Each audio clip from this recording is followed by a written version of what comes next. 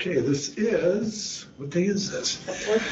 Oh, February 4th, Wednesday, February 4th, 2026. It's a Budget Commission hearing with Genoa Schools. For the record, we just want to go around, everybody introduce themselves, and we'll start with you, Mark. Mark Morrison, Genoa School Board. Cody McPherson, Superintendent Genoa. Bill Nye, Treasurer, Genoa Schools. Ben Whitmer, School Board. Tony Hatmaker, Ottawa County Treasurer. Mark Koppler, Ottawa County Commissioner. Jennifer Whitmer, Ottawa County Auditor. Dakota Rodriguez, Auditor's Assistant. Okay. And us three make up the Budget Commission this year. It used to be, include the prosecuting attorney. He felt there would be too many conflicts representing townships, et cetera. So the Ohio Revised Code was nice, the state was nice enough to make it so that a commissioner could be part of this, and drew the short straw. Anyways. Yeah, so you want me to Sure. do my spiel? Yeah. So the Budget Commission used to meet every year with all of the political subdivisions and their boards. It's been greater than 20 years since that's happened. I'm thinking maybe 25. I know it's been a really long time. I've been here around 20, so I've never had one. Right, so, but I did one when I was Genoa Treasurer, they had them then. Yeah. That would have been 93, 94? Yeah. yeah, so it's been a good long time. So prior to any legislation changes, Tony and I have been talking about wanting to reinstate those meetings for a couple of reasons, but one of them was, in 24, when we had the reval and all of that stuff, we made the circuit and talked to the school boards, but I knew the treasurers, but we didn't have a relationship with any of the board members or anything. Like, there was just no a relationship to kind of draw on and have those discussions. And so we really felt that it was important to kind of reinstate these things, just to at least have a conversation. And I know we made you drive all the way out here, so sorry about that, but at least it wasn't snowing today. But we really wanted to do that. And then, in relation to House Bill 309, I feel personally that was just a clarification of the code. The permissions in that permission structure for the Budget Commission was always there. But some prosecuting attorneys didn't think it was there, and some did. So some counties were doing it, and some counties weren't able to do that. And so the auditors pushed for a clarification of the code. So that's what House Bill 309 is. We're not seeking to cause any undue heartburn, but I really wanted to have conversations, go back and forth. So how we're going to do this is I'm going to ask you just a couple of questions to start things off, and then I anticipate that we'll go back and forth and just have conversation, if that's okay. Yeah. Good with that? Mm-hmm. So the way I've been starting this off, and again, without dumping it, I guess I want to know, and of all of the schools that we've talked to, you are the ones that probably have a longer list when I ask this question, but what's the current financial situation of the district, and then what are your things that you're worried about looking forward? You want to do finances, and I'll talk about. Yeah, I mean,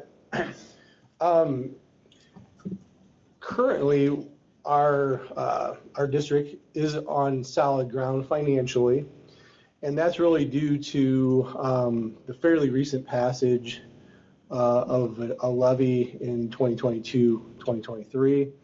If you look at our balances and so forth, I always say that our district is a roller coaster, really. You pass a levy and the revenue goes up, it goes up, it goes up, and then it hits the height, and at some point it goes down. I've been through this roller coaster a few times since I've been at Genoa, but right now we're stable. We're basically almost to the crest of the roller coaster. If you look at our 5-year forecast, I think after this year we do forecast deficit spending coming our way. But right now we're kind of in that sweet spot of having additional revenue coming in. Now, with all that said, being a district that has to basically have continuous levies on every 5, 7, 10 years, we do have renewals. We do have another renewal coming up. That one can be renewed. It is an emergency, but now it's going to fix some or whatever. We can have that come up. It is not due until November. We can put up a year before it's over. It's ending at the end of 2027. So we do have a renewal coming up, 1.3, 1.4 million. So that is a little bit of a concern. The last levy we did for renewal took 3 times to pass it. The last levy we did for new took 4 times to pass it. So those are always concerns that when to put things on, when not to put things on, and what kind of time frame. But currently, for the most part, we are on solid ground with those concerns looming in the future. And I think even the decision of how we should tackle this now, we didn't know if we could put it on as a renewal. We didn't know if it would just be not an option at all. Knowing that it is a renewal, but now you can only do it one time for 5 years.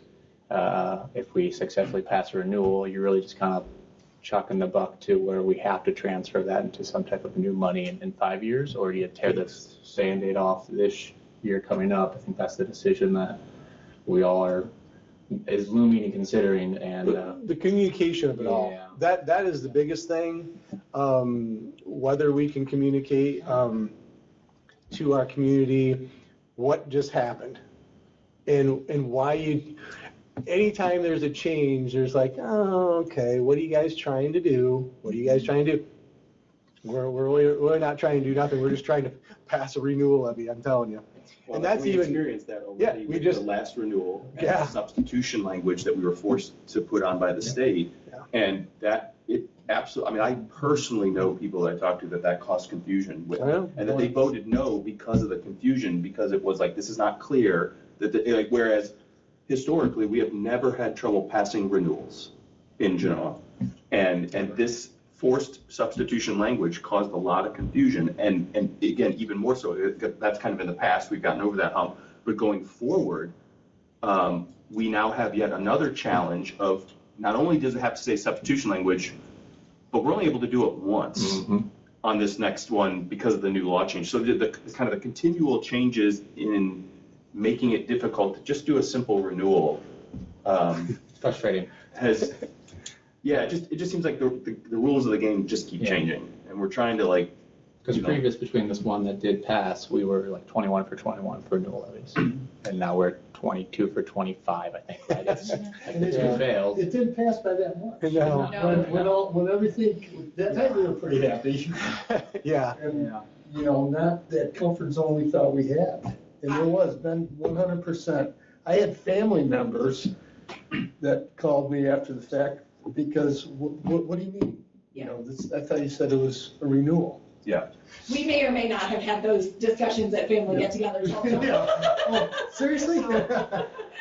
So we're always watching our wallet, knowing that really anything could change. We are, we were at the 20 mil floor. We'll be coming off that and so forth. For the first time, we had a 15-minute stop on there and now we'll be going back off. But so we've never truly experienced how that is in any long time frame. So reality is we're kind of just going back to how Genoa has been since my 20 years, maybe even when Tony was there. You just basically try to go year by year. Okay, what are we doing? Okay, what are we doing? What are we doing? And trying to utilize the funding that we are blessed to get from our community as long as we can. Stretch it as far And as it's inevitable. I put it in Common Communicator. It's inevitable. We're going to have another new levy at some point. That's just the Genoa way. That's just how things are. Unless there's changes, certainly with the situation of full total funding or something like that. But yeah, that's just how we are at Genoa. Or if they stem the tide of increasing mandates and things that we have to do, new funding wise and things like that. Special education cost wise, just continue to go up. is a huge factor. I would say I don't want to speak out. No, that's, I mean, Please tell me, that is something that I've been asking. So, it used to be, and I say this because we're on the record, I'm not disparaging any student population, I'm not disparaging mainstreaming or anything to that extent. However, it used to be that there was a DD school in the county, there were levies that supported that DD school, and then we mainstreamed, and the levy money stayed with DD and it didn't follow the students. So tell me about your special education costs. Tell me about those mandates and the things that. Rouse can start, and then you can finish up. So we're talking about this a little bit. I was talking about this with our administrators because we talked about quite a bit. What's our opportunity cost? And at Genoa, it's almost not even opportunity cost. It's very much a sacrifice. Like, this is what we are able to do in order to continue the systems, making sure that the systems aren't falling apart. But this is our option. This is what we're doing, and we see that at both ends of the spectrum, right? So, whereas, and we're going to talk about here our gifted expenditures. On the flip end, you could also point at our lack of AP courses, our lack of gifted education. And the reason why we aren't moving forward with that is because both ends of our spectrum of student learning are affected by making sure that we can maintain a successful school. And so what we see on both ends of those spectrums is those kids that have or need those opportunities, we're finding shared services, or we're finding opportunities that exist outside of Genoa. What's really just frustrates us, because we do feel that when we lose a student for any reason, whether it be to further themselves in a course that we cannot offer, or we don't have the ability to offer, or because in a shared service setting, the services for that student are met at another facility that's not our own, we're losing an opportunity for the whole, right? Whether it be we're losing an opportunity to diversify our students and staff, or we're losing an opportunity for our students to share leadership and stretch our other students and our staff, for that matter, on the other end. So that's a part of who we are and how we do what we do in order to maintain low cost. On specifically our special education budget, my understanding is that we're about to eclipse, or we have eclipsed the 2 million marker. We're not there yet. Okay, all right. We're not there yet. We're But just, getting creeping there. it's funny that you bring up special education, because that's one of the points I've brought up to the board over the last few years on how that has increased exponentially. This sheet I have here, fiscal year 15, our total expenditure, special education wise, was a little over $750,000. And that's fiscal year 15. Fiscal year 25, that we just ended, just barely under 1.9 million. So that's a 1.143 million expenditure increase over a decade. This is one of the primary reasons. You always have, we're 80%, salaries and benefits as a school district. That's basically where we land. And then special education is by far the next thing in the lineup of our expenditures. And one of the main reasons we've had to look at levies more so than we would like, just because of the special education cost just increasing significantly. And on the flip side, I even have federal grant funding in 2015. We received a little over $266,000 from the feds. In 2026 here, $275,000. So a $10,000 increase over that decade that showed $1 million increase in our overall costs. So I'm not sure how that equates, but Well, that comes back. these are audited. I didn't make these up. You can see them in the audit. But Well, especially at almost 2 million, I mean, yeah, we're coming we're close. surpassing 13% of our total budget just on special ed specific costs. Yeah. And that it's a hard conversation.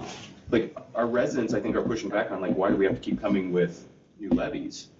But when that's the mandated reality. And like you said, I'm not even against the school fulfilling that service to the community, right? But when we're mandated to do it, we're not funded to do it. The only place that we can then go not force, but get funding from is to ask our residents to step up for that, right? And it's unfortunate because it's a huge part of our, it's not just salaries and benefits for the, whole of the district, right? It's a specific area that we're funded and forced to do. And on top of that, And we do a lot of shared services with that as well. Yeah. So it could be a lot more expensive if it we could weren't. be. Yep. So we do share utilize with both North Woodmore. Point ESC and Wood County ESC and Woodmore for shared service opportunities for our students with highest needs in order to try to keep the costs down. And we're still seeing more and more needs.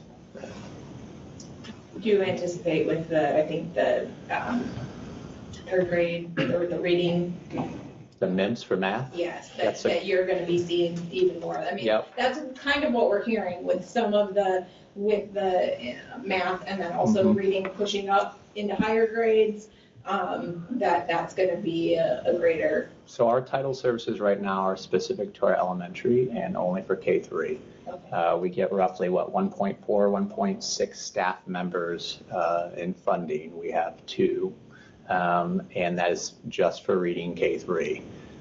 They've done a phenomenal job, 2.5 actually, because we did add that part-time, Miss Aubrey, because of necessity. They've done a phenomenal job of handling K-3 and training our ISs for the RIMS, reading improvement plans, as they push up slowly. And we've been talking about this for a few years because it is like a slow-moving train in that if a student is not at grade level, we need to continue to give opportunities for interventions where they are at. And we've done that.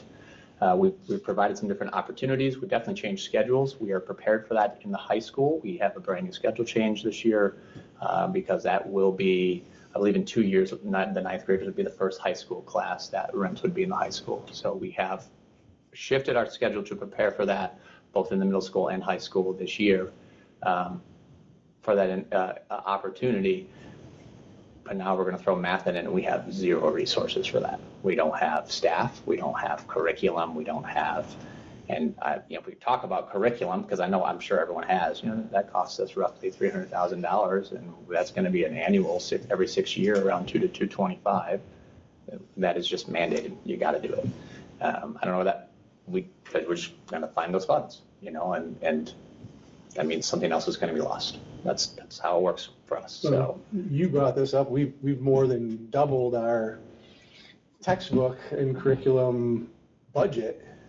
This gentleman was the part of the curriculum or the curriculum. Now we have someone else, and you just commented that we have addressed it in a little bit of ways, but once again, that's not from, it's essentially taken from somewhere else. yeah, so the state roughly allocated $70,000 for what was over $300,000 demand in order to do a K-12. That would include the programs needed for the intervention needs for our 6 through 12, as well as the intervention dictated outside of our title resources, and a brand new curriculum K-5. So there's a lot there. And so that's an example of outside spending that we've not done that before. And whether or not, I'm glad we had the opportunity that we spent a lot of time going through different curriculums to make sure it was best for our students. We had to choose between a list that we didn't have a choice over. So we didn't have an opportunity to see, hey, can we find an alternative route that may check box all of the requirements from the state? And I always say, do it the Genoa way. It's not cutting corners. We're going to find the most efficient and fiscally responsible way of doing this. We didn't have that opportunity. And my belief, based off of the discussion I'm hearing in Columbus, is that same train is being loaded up for math. So we were going to see the requirements of MIMS that will then follow the requirements of a curriculum that will then require pushing up through 12th grade. Which will be then another every 6 year rotation of curriculum purchase. That's typically the curriculum. That's how it works. You're on cycles. They're going to update it and change. They'll have their groups down there. Their old will go off as you can approve edition 1. Now only edition 2 is approved, and now we're repurchasing a brand new set of textbooks and curriculum for our kids. So we try to stay off that train for that reason. Yeah. Right. Well, and to add insult to injury, to kind of what you're hitting on, the state made an agreement with this list of vendors, but they didn't use their negotiating power to lock the price on those vendors. So they know they've got a captive audience. They're only competing against half a dozen other vendors. 100%. And they can all set the price. The price can go and jump up, right? So again, if the state wants to lock the vendors because they want to control standards, that's fine. But then use your position to negotiate for the whole state and get a price that is reasonable and sustainable and one that they're willing to fund, right? Like if they're willing to fund $70,000, get a vendor to say they'll give you the curriculum for $70,000. And now they're beginning to do that with our diagnostic assessments, which are the assessments that determine whether or not you need a rep. And that list is even smaller. So I can tell you what's going to happen to those prices because you're one of 4 that you can select throughout the state. And maybe it gets to 7 or 8 by next year, but those prices are going to increase because their demand and their workforce will have to increase on their end in order to meet the demands of the state. It's an interesting train. It's a cycle. I mean. So I guess my follow-up question to that would be, and I guess setting the tone that we have vastly different schools throughout this county. I think you guys received like $6,500 in property tax per child per year. Other schools, maybe close to $35,000. Dakota and I were talking about what the value of a mill is in one place versus another. And so this board, interfacing with Columbus in any way, is there a list of things that you all would like to see? Is there things that, obviously, unfunded mandates, we all deal with unfunded mandates. They don't like it when you say, make me. We all deal with that. That's an issue all the way around. As Put in Bay told us, our unfunded mandate for their $200 to fly over here to meet with us, So, we do deal with that. But, are there certain issues, the school funding formula, while I think they believe that they solved the DeRolf issue by measuring capacity, I don't think the general consensus on the ground is that they did. What would be, or even, and you don't have to answer this now, but even as the board, as you communicate and talk, what does the messaging, what should the messaging look like? And can we be of assistance with that at all? Because long time ago, when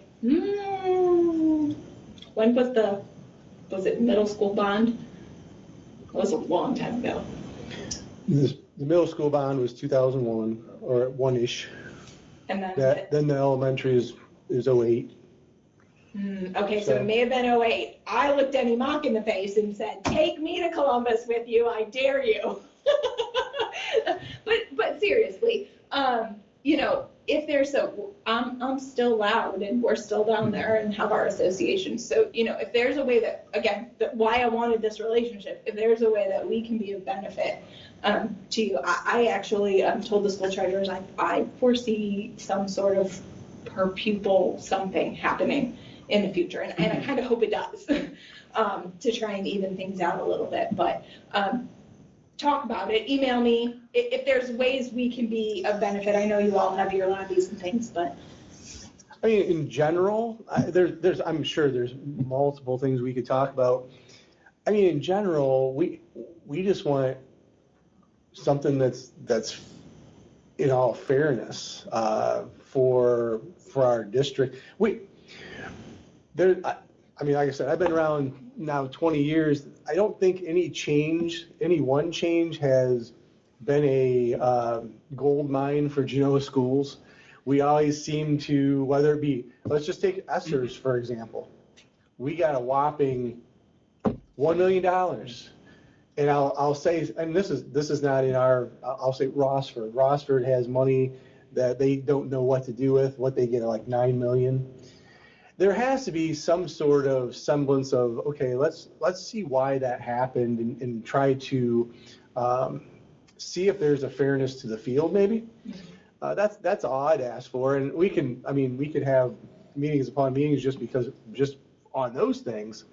But that's just an example of the some of the things that. Yeah, I always like to go back to ESSERS. I think it's a great example because it's very easy to defend what we do. What is ESSERS? ESSER, go ahead, Bill. It's just the code monies that the feds Federal. gave and so forth. How we received so much, or we received our allotment in comparison to others. I'm not exactly sure how they. What we did with our ESSERs is also very, very reflective of Genoa. So we took our ESSER money, and that was during the time where we were in dire need of additional operating funds. Yeah. And that helped sustain us through a period where we would have had to make massive cuts. So we didn't go out and get new. We didn't. We sustained, and we fixed a few roofs and some HVAC Well, units. we did go out and get one new thing. Our air and heating system in the middle school at the time, this is up to 2022. It was running, and I'm not kidding you, it was running on Windows 95. Windows 95. This I can't make this stuff up. And we finally, we took some of those dollars and actually upgraded that heating and air conditioning, the air filtration system, to get that software off there so we could have better flow, basically, and all that. But that kind of just tells you, we try to utilize things until we can't utilize them anymore. And that's just a perfect example. But at the end of ESSERS, where there was massive cuts and layoffs throughout the state, for us, we did attrition not because of the amount of money we spent because of the additional funds.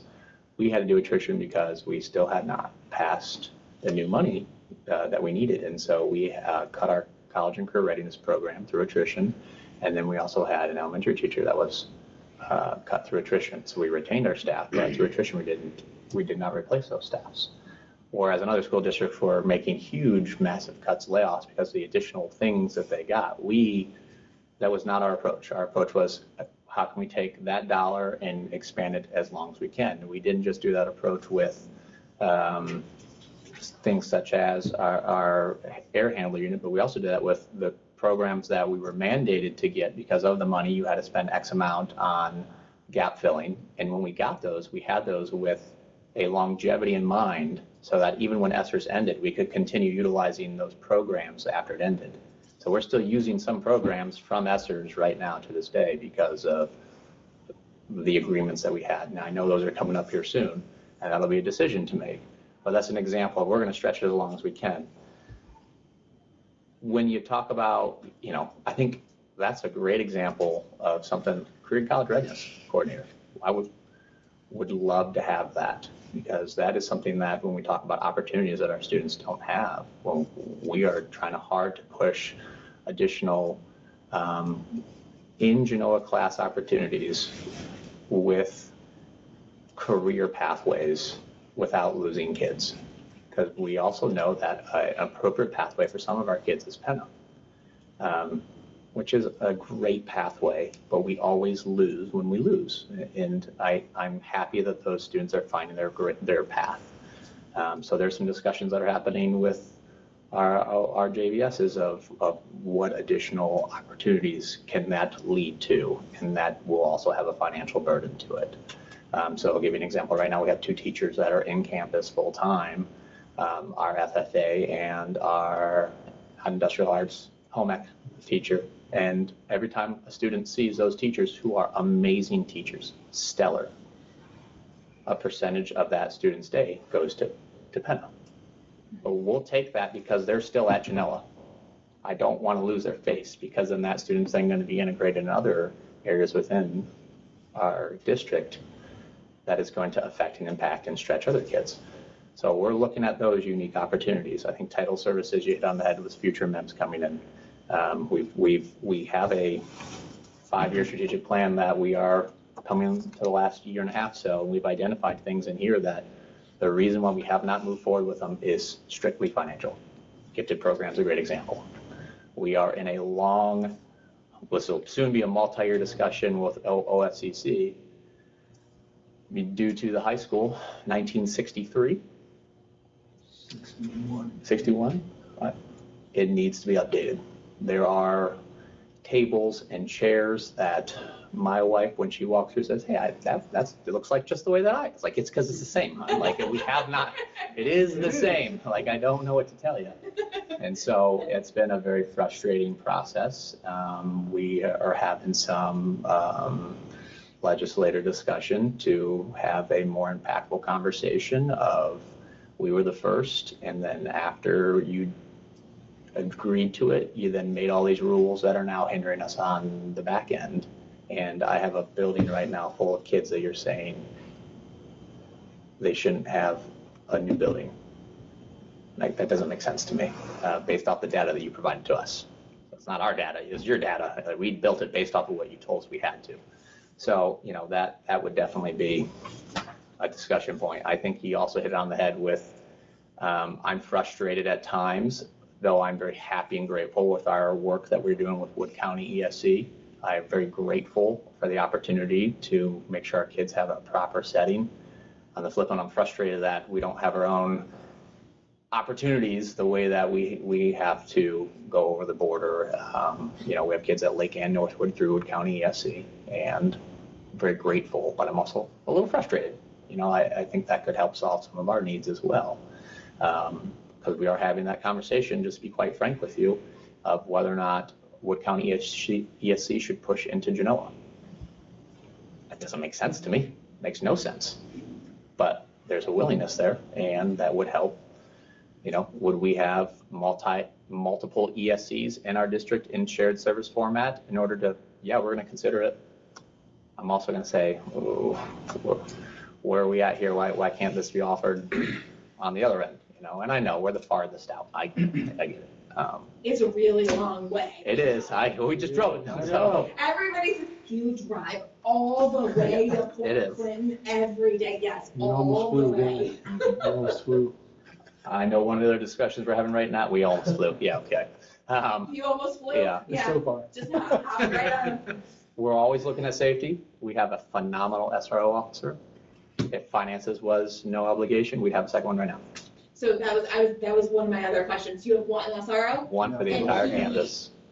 Well, we really have him because of Haley, the dog, because Haley's fantastic. But no, Mark is great. Mark is great. He does a phenomenal job. He's done a great job for us. And but again, opportunity. If we had more revenue, we would totally have a second one, without a doubt. Or we would look at opportunities that would fulfill the same obligation, right? I want to just jump back real quick to the building. Are you wanting a new high school? Are you looking to rehab the new high school? I believe the consensus has been we're looking for a new high school while also holding on to important pieces of our current high school. Our gymnasium's great. Yeah. Our auditorium, you can't find an auditorium like ours in a 30-mile radius. I think we were talking, I think maybe go out to Anthony Wayne, New Regal maybe. Well, New Regal has they have a cafeteria. When you do the that's right. When you do the OFCC process now, they don't let you have auditoriums anymore. It's like a multi-purpose room. Yeah. That is a gift from the community. We do not want to get rid of that. If we don't get rid of it, we don't get any footage. Mm. Yes. Yeah. And that makes no sense. They're saying we have too much square footage in what we built middle school and elementary wise, that we are not able to, they don't believe they need to allocate any to the high school. Yeah. But it was based on the criteria when the elementary and middle school. Their estimates, their criteria, not the districts. And if we would have, and this is my comment, So you're saying because our district was fiscally responsible in 2008 and determined to only build an elementary, not an elementary and a high school, we are now being hindered on this end 15 years later with nothing. Because if we'd have done it in 2008, we'd have had a huge, beautiful high school. If we'd done it all in 2001, every building would have been bigger. If we were following the rules of today in 2001, our middle school today would have an additional 20,000 square foot. So, Yeah. what are we talking about here, guys? Like, we're not doing this in good faith. So that's the discussion we're starting to have. Well, no, we've been having. We're going to continue to have those conversations. I mean, they go into the future 10 years and look at the trend and so forth, and yeah, it's. I guess I'm not going to get into the finite details, but it's. Yeah, I'm just unsure of what they're expecting from us, and our middle school was literally one of the first handful ever built by what used to be OSFC. First. Yeah. And the rules have truly changed. They like I said, we always say that, they were flying the plane and building it at the same time.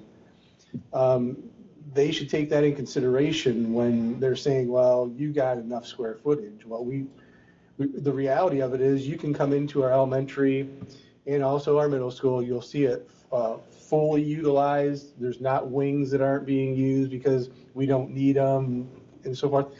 The elementary and both middle school are being utilized. The high school would be one and the same. Give us is 60,000 square feet right now. Essentially 60,000 square feet is being utilized. They're saying they'll give us 20,000 square feet. If we destroy everything.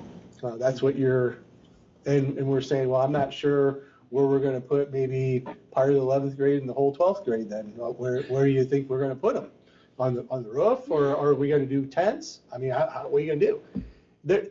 The realities, their reality and the true reality are going opposite of each other. And we've had how many? This started over 2 years ago. Going down the path of the high school, and we just had our latest meeting Friday, and Mr. McPherson just had another discussion with somebody today, one of our legislators, about this, trying to figure out what we can do to potentially change our opportunity potential. And we're all about being creative and unique, and because at the end of the day, we're about giving our students the opportunities, but also giving them a Genoa experience. That's really what we're trying to do. So are they saying your numbers are decreasing and they're projecting that they're going to continue to decrease? But they're not just looking at the high school. They projected our numbers decreasing in the first place. Okay. And they have. I mean, there's nothing. They see that, but what they're saying is, well, the middle school, we see where you were at in 2001, and now they're in 2026, and it continued to decrease. Well, yeah, it was. You saw that it was going to decrease over the 10 years. Why would the trend not continue? Well, that was square footage. That was not our decision to say, okay, we're going to stop it in 10 years and give you, and then here. They're giving us a square footage amount calculated today, Okay. but looking at all three buildings instead of only the one building that we want to replace. So basically they're saying, if you were to build them all today, we would only give you 60,000 square feet, 2020. Well, because the buildings you built 20 years ago and 15 years ago are, 30 and 30, well, you've eaten up 60,000 square feet already, so you only get the balance, right? It's something like that, right? Like that's. It's yeah. An example of the rule that changed over time. So when we did the middle school and the elementary, they did not include open enrollment at all. Well, now they're including open enrollment at a percentage. Well, if you would have included it when we first built, then our buildings would be even bigger than what you think they were. And whether that would hurt us or help us in the end, I would at least have 2 bigger buildings, and then maybe we can have a conversation about that. So the rules have changed, and they've added more stipulations that okay, but when we first built, these weren't all in place. So you're holding us to things that we were not aware of at that time. So then tell me how the conversation, and I know, Bill grins at me every time I say this, and he's like, yeah, Jen's like in La La Land, but tell me how the conversation might change if, you know, the Improvement Corporation or the county as a whole is successful in bringing industry into the area, maybe bringing more housing. Is that a conversation that would change? Obviously, the capacity would go up based on property value of, say, you know, some sort of industrial. So we talked about that what if scenario, and Ms. Valerie was very specific that although that could potentially bring additional students, residential is truly what they're looking for. Yeah. And so without residential, they've seen districts have large businesses come in, but without housing, have no effect on population of students. Okay, so it would need to be a house. I mean, industry would help you in that it would be new construction. Correct. It would be a higher value. Yep. You might have an unknown fund that could assist in, yes, but. Correct. However, it really is housing. So just, you know, part of the conversation that I've had, which is a little bit maybe outside of my wheelhouse, but something that I'm very passionate about is Ottawa County's been 40,000 population for the last 50 years. You know, we grow or we die. Like those are our options.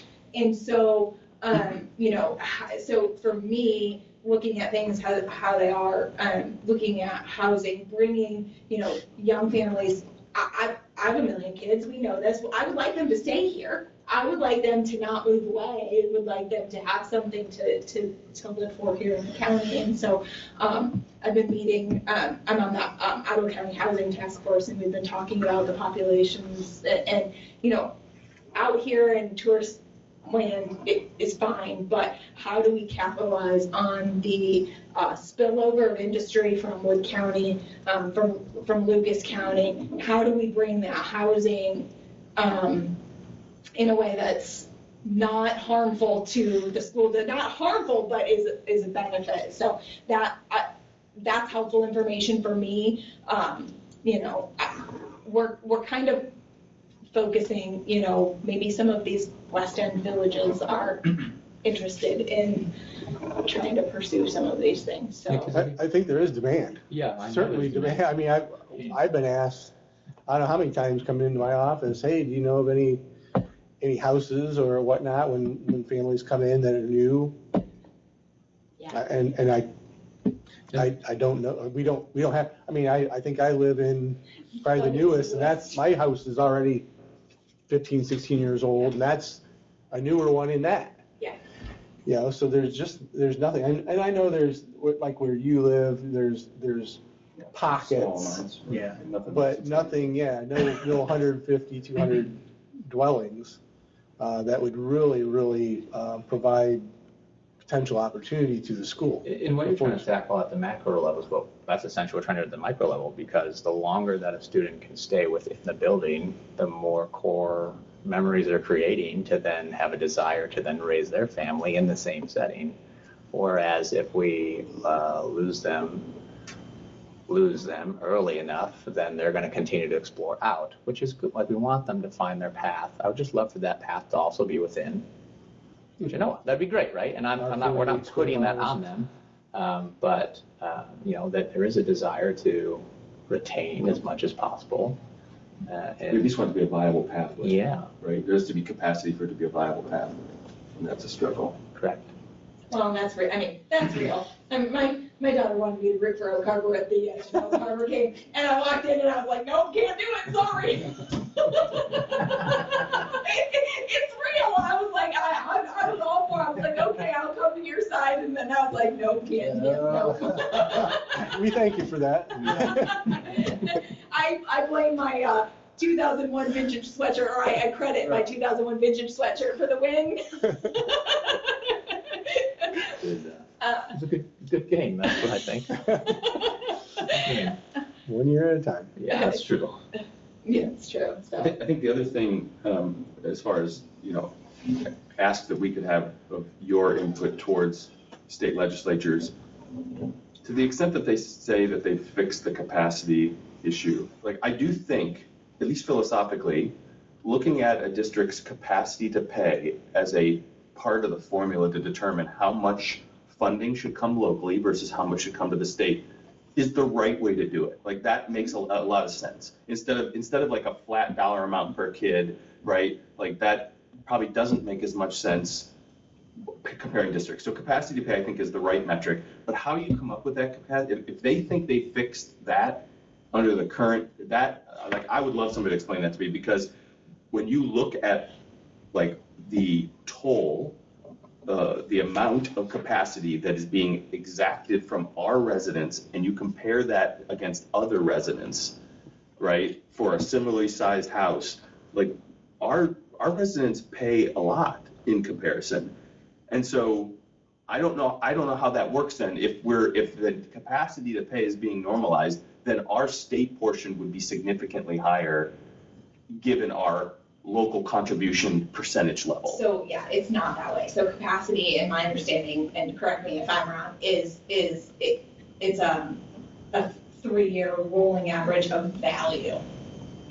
So whatever the value is in the district, the real estate value, yes, no? Well, no, that's true, but they have to keep up with the years, what they're looking at. Correct. So they're looking at, like, on one side, they're looking at 2026 values, and then on the other side, they're looking at 2021 income values. So that's what they updated, in the capacity, components. they updated the values to the new values with everybody's through revale, but they did not update the cost tables. So they show that the local is more affluent Correct. because our values are higher, but the income side that goes towards the state, Yes. they left that at 2021 values. Well, I think everybody in here probably makes more today than they made in 2021. Yeah. But they're still using 2021 values for the state's share.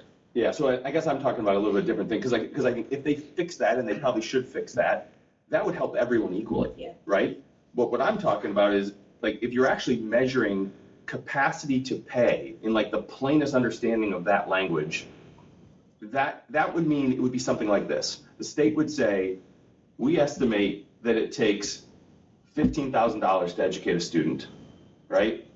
And then based on the value of the district, we would say your district should pay locally 20% of that, 40% of that, 80% of that, based on the value. Like, to me, that's how capacity would make sense to rein in as a part of this. And that would be more individual. Like, that would be how you treat districts proportionally. If the fact that they're doing this additional thing on top where they're skewing the numbers, cost side of the ledger versus expense side of the, or, cost versus revenue side of the ledger, is just added insult to injury that hurts everyone equally, right? But like, it also is how we end up where I think we're paying over 60% of the portion or whatever, right? Like, Yeah, it was so 54-46. Now it's different now. Yeah. yeah, like I think we're above 60%. Well, why is the state only paying 30% of the share, right? And again, so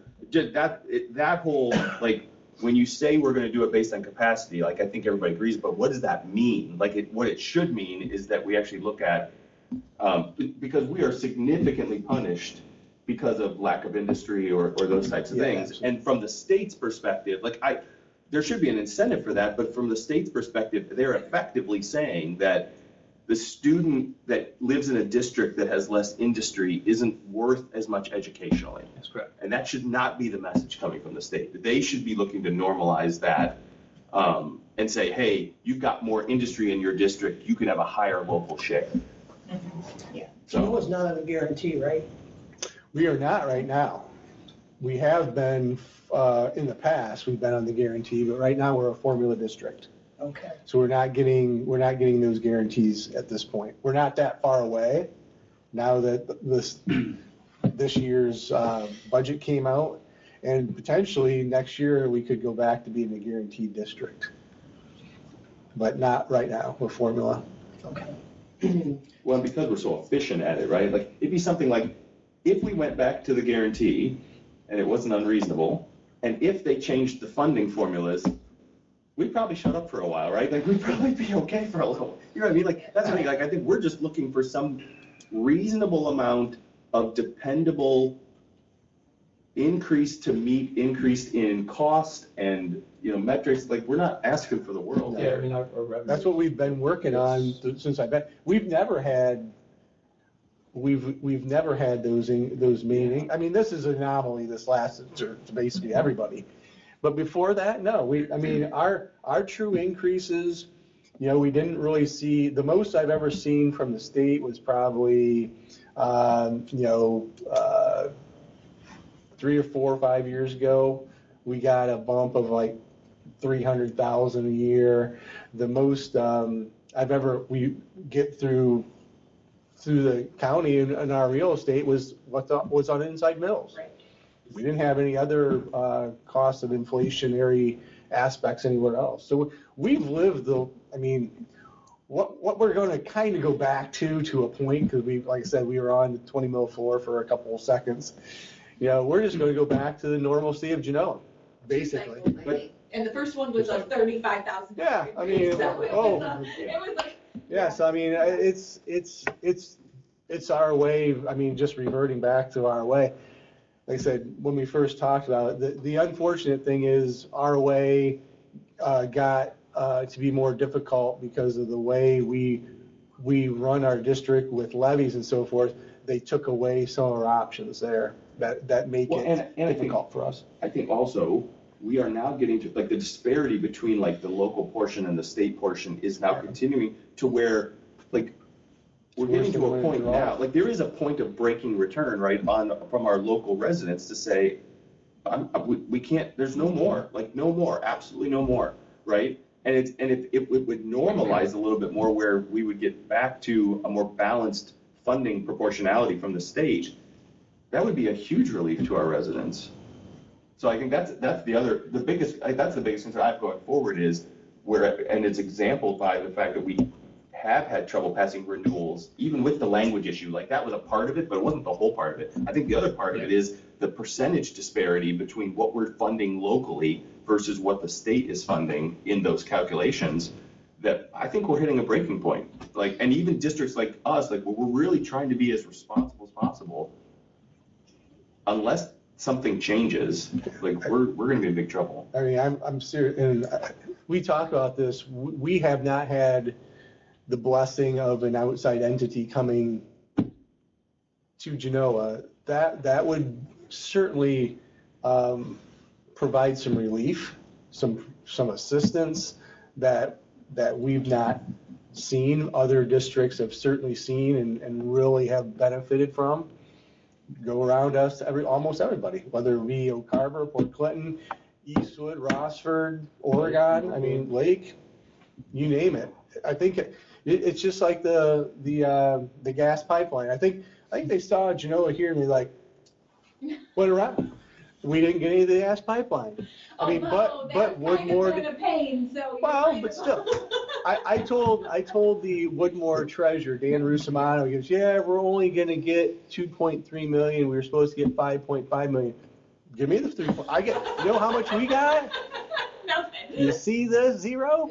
You know, those are things. I mean, we have never caught a break, to be honest with you, and we not that we just keep going on as Genoa. Basically, Yeah, that's what we've done. Before, it's so ingrained in that even if we did, how can we stretch this as far as we can? Yeah, true. Truly, because We wouldn't know what to do with more money, How can probably. we stretch it more now? Because So, that's what we. yeah, that's what we would. That's what we do. We would. I would love it to stretch so we wouldn't have to have a levy. That's what I would love. I love the Board of Elections. They know me, my first, middle, and last name. They really know me very well. But you know, to have a vacation from that place would be wonderful. So. Where's you guys net open enrollment? Net open enrollment, about 170. Oh, it's 196. 190? Yeah. I was And it's gonna actually say the lowest it's been in a few years because we were over 200. Plus. Yeah. That's like 200 and what? So much, 200 and some in and Yeah. 60 or 70 out. We were net over 200. We were like 210, 212. Well, that's pretty good evidence that you're an attractive district. If you're trying. solidly on the net plus side. We've actually, we've had Rhonda Pavlik as our superintendent secretary, and when Denny Mock was here, we actually put out a survey like, why Genoa? You know, why not Lake? Why are you coming from Lake? Why are you coming from Oak Harbor? Why are you coming? And it was a lot of good things. Nothing set in stone like said, oh my gosh, it's because of our treasurer or something. To Well, that. I could see a few of them. You know, there was none of those. None of those. But I'm just saying, there wasn't one single thing. There really wasn't one single thing that we could focus upon and say, hey, this is why we're going to continue down this path of improving this one thing. I do have to say, and I'm proud. That's why I say at Genoa, I'm proud of what Genoa does for what we have, and I think others see that we're the blue collar workers of the county, or even of Northwest Ohio, to be quite honest with you. And likewise, our educators, because if you look at the wages, you know, they're here and here, and we're kind of, you know what I'm saying? There's opportunities out there, but it's embedded within our buildings, that culture. But Yeah, we always say that it is. teachers don't work in Genoa because of the money. They have other opportunities. They could go someplace else, right? They work in Genoa because they want to work in Genoa. That's the truth. You could say that from top to bottom, from superintendent that's to right. the lowest position we have. It's just, yeah, it's not for the money, because any one of us can better themselves financially if you wanted to. You know, we've been trying to, like, we have a really good community, you know, and part of being a community is you know, you gotta pull up your sleeves a little bit and get to work. And so, knowing the deficits that we have some really good groups that have done a lot, and that benefits our kids. You know, I could go down through things like the FFA boosters that are bringing in money constantly for our kids to have opportunities for career developments that are completely outside of what we do here at Genoa. You know, athletic boosters have an ongoing cycle of taking loans upward of $250,000. We don't have athletic facilities, so we do, unless we have parents and citizens willing to put their name on a loan like that. Which means that means uniforms. Yeah. That's funding athletics. Like a lot of schools, Yeah, just take from the general fund. correct. You know, it's our boosters doing that. We have a music booster, and my oldest boy is in 5th grade. He's already talking about his future spring break trip to Disney. And I was like, how do I pay for that? I was like, well, there's fundraisers, buddy. Like, when you get into that organization, they're going to find a way for those groups to, from point A to point B, to get there. That's outside of any check that Mr. Nye writes. Are there any general fund dollars that go towards sports, or is it a majority boosters? Coaches, like our coaching, Yeah. obviously that's going to be paid, you know. Fields, the electricity that's going to be on for the games, you know. Fertilizing, all that stuff. Staffing. But the complex itself are through the boosters. Yeah, to be honest with you, not a lot. Yeah, I would say less than some of the other districts. Oh, yeah, absolutely.